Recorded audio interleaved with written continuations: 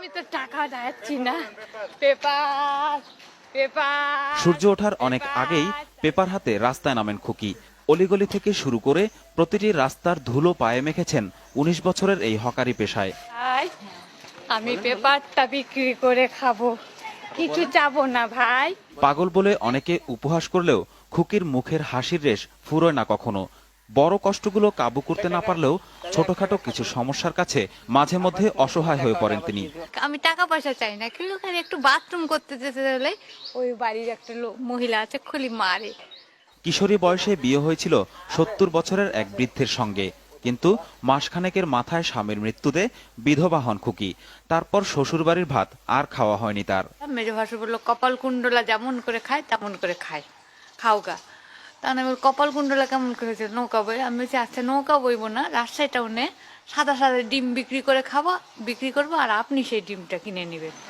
ভাইদের আপত্তিতে বাবার বাড়িতেও আর জায়গা হয়নি খুকির। সেই থেকে কিছুটা পাগলাটে হয়ে যায় এই নারী। একদিন রাস্তায় একটি মানিব্যাগ কুড়িয়ে পেয়ে সেটি ফেরত দিলে ১৫০ টাকা বকশিশ দেন মানিব্যাগের মালিক। সে আমি অনেক বড় লোক, রাজশাহী টাউনে সবাইকে বলছি, বাদর কবিরা সবাইকে বলছি আমি কত বড় লোক, ১৫০ টাকা আছে, কারো আছে?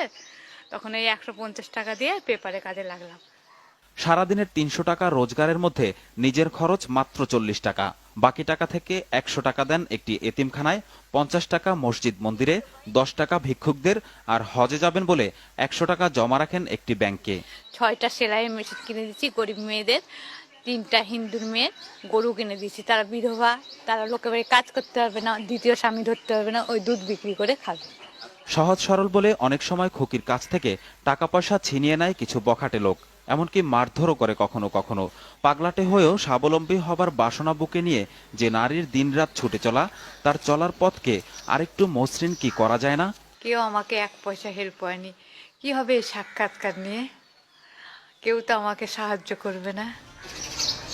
Paper paper. শাহাদাত রিয়াদ, দেশ টিভি, রাজশাহী।